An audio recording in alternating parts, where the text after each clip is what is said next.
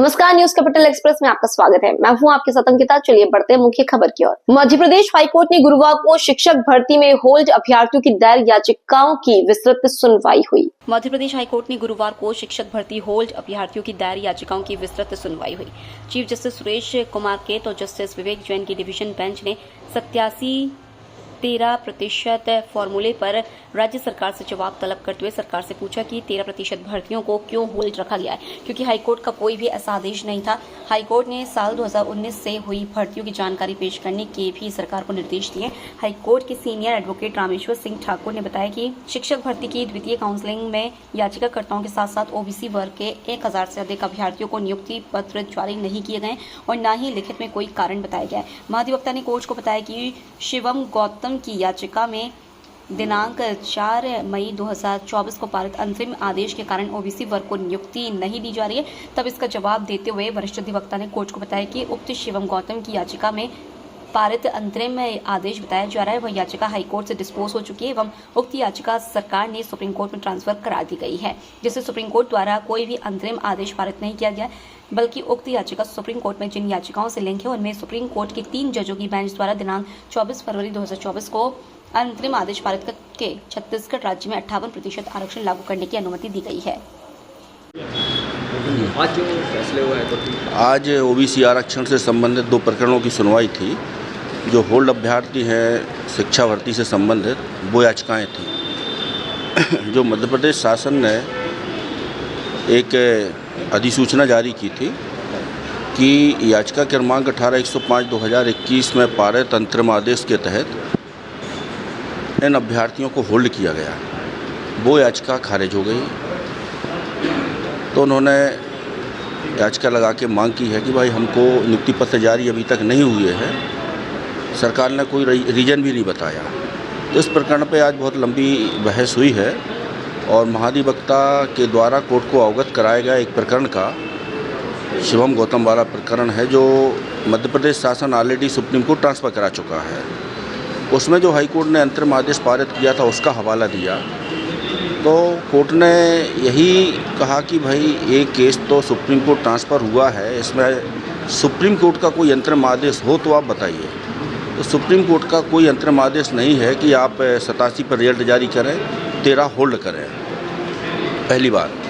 दूसरी बात, जो शिवम गौतम वाली याचिका छत्तीसगढ़ के जिन मामलों में लिंक है उन मामलों में ऑलरेडी सुप्रीम कोर्ट की 3 जजों की बेंच ने अंतरिम आदेश पारित कर दिया है और ये व्यवस्था दी है कि जो एग्जिस्टेंस रिजर्वेशन है उसके तहत इनको नियुक्ति पत्र जारी कर दिए जाएं।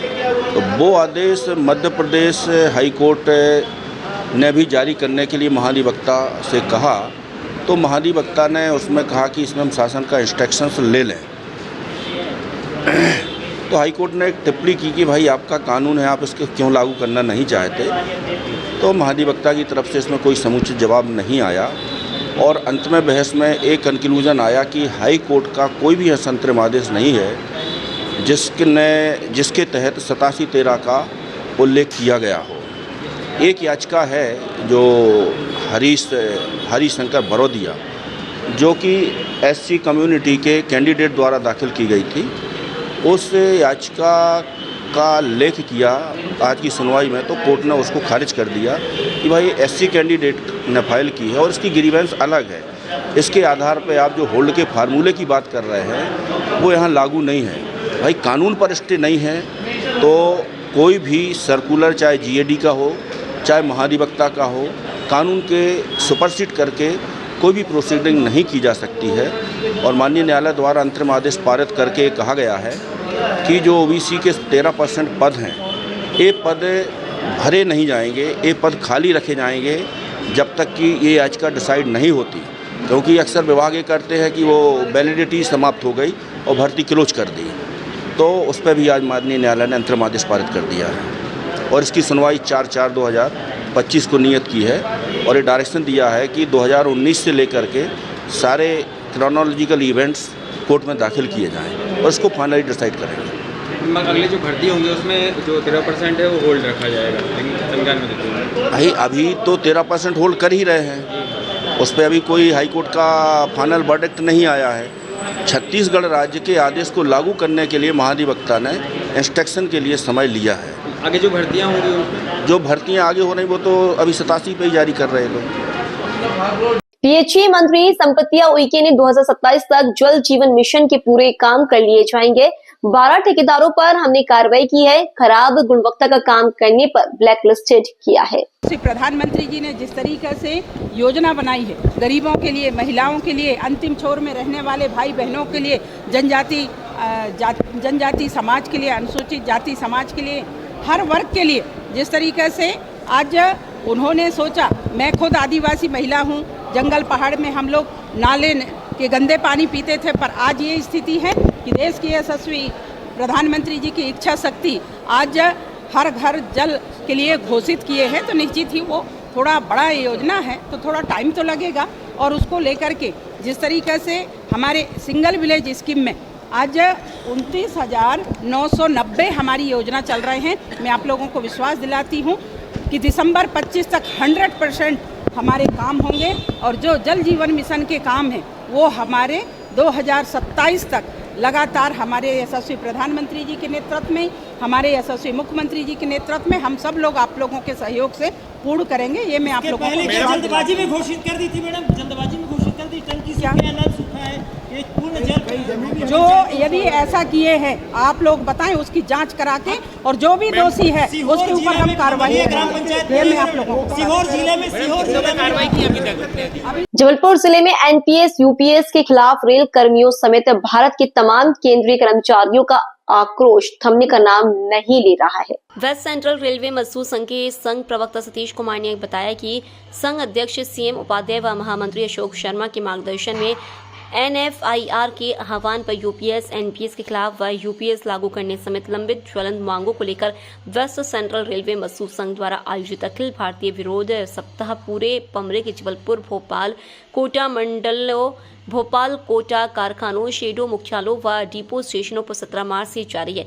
इसी तरातमे में मजदूर संघ द्वारा महाप्रबंधक कार्यालय पमरे के समक्ष विरोध प्रदर्शन व यूपीएस के राजपत्र की प्रतियों की होली जलाकर आक्रोश व्यक्त कर यूपीएस लागू करने का आह्वान किया जाएगा।